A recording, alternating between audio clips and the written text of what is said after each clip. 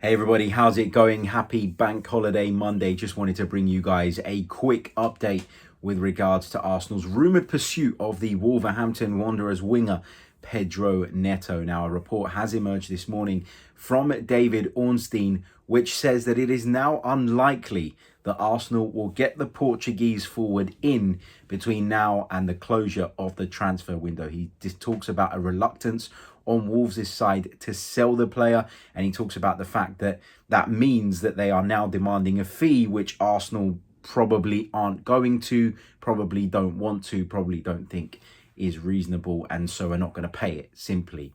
And I know there'll be disappointment in and among the fan base with regards to this, because I know there are a lot of Arsenal fans out there that really like Pedro Neto, that really like the idea of him coming to Arsenal. And I've said it all along. I don't think there's any question about his talent. I don't think there's any question about the fact that he would be a very, very good and useful addition to this side. He would give us an extra something, another option from the bench, because I do feel like, for example, right now, I don't think Bukayo Saka's really at the top of his game. I'm not saying that he's been bad, but I don't think we've seen the Bukayo Saka that we saw flashes of last season. I think towards the back end of last season, you could see that his form was somewhat declining. And I think really you could have put it down, at least last season anyway, to fatigue and to being burnt out and to having had a long season the season before, then the European Championships, then all the difficulty that he had at the European Championships after having missed a penalty, which drains you mentally, and then being someone that featured in every single Premier League game for Arsenal last season. You could understand why he wasn't at the top of his game and why the form maybe dipped a little bit. But having had the summer, I think he's come back, and I don't know, I'm kind of caught in two minds, because on the one hand, I don't think he's been great, and I think that his form needs to improve.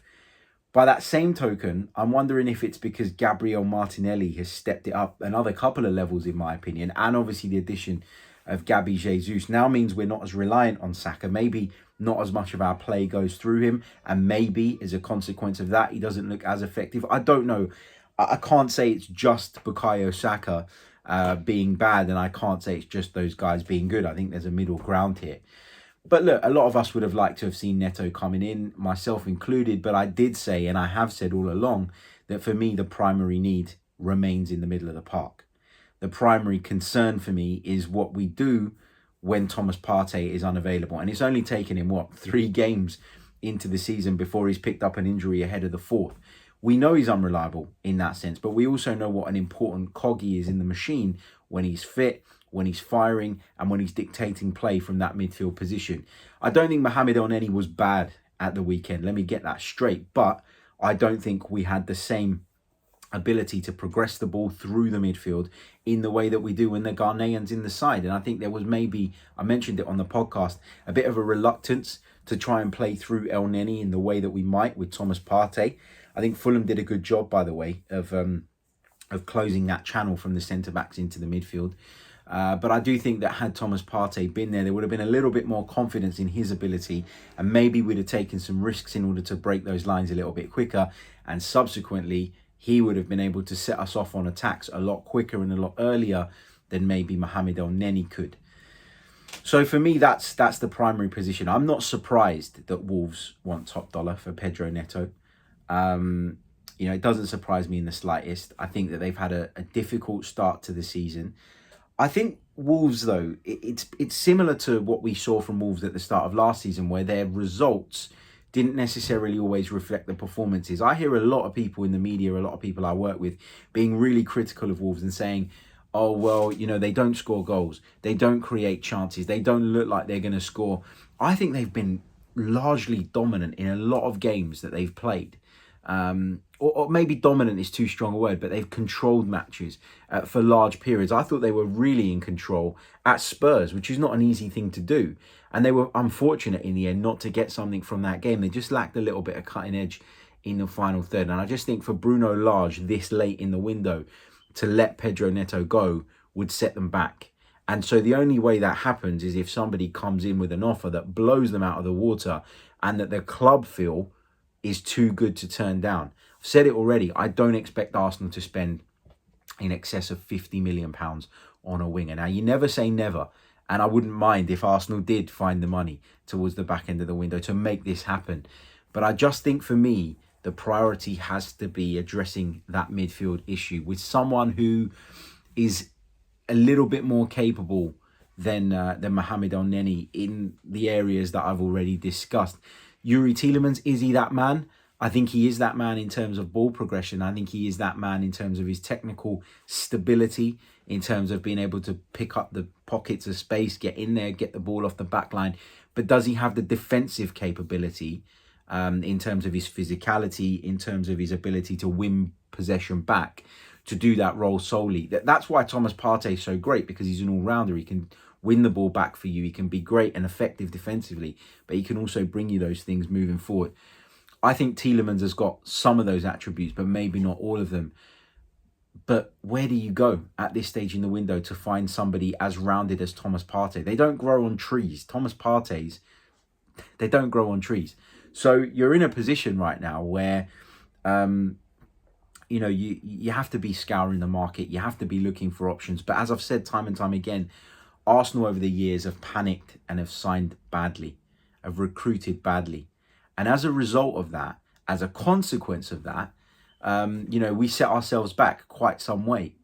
And we've done a lot of work in terms of our recruitment and in terms of the culture around the club to try and reverse all of that. And it's taken some time.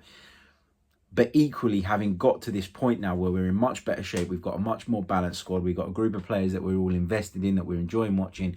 There's a feel-good factor, a feel-good vibe around the club. You don't want to take a risk, i.e. going out and signing someone who you don't think is the right fit just because you're panicking. I've spoken about it before. I think in the wide positions, we do have options. Maybe not the greatest options, and there are undoubtedly better options out there. But Marquinhos is in the squad. Fabio Vieira is in the squad. Emile Smith-Rowe's not even getting a game at the moment.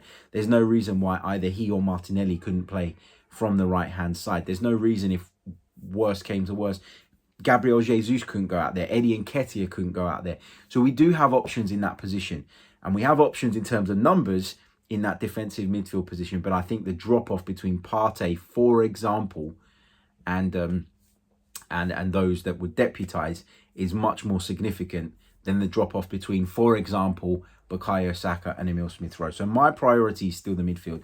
I'm not surprised to hear what we've heard today from David Ornstein, but that doesn't mean that this deal is completely off. Let's not jump to a conclusion one way or the other. I think Arsenal will be looking to do further business before the window closes. Who that will be, we don't know.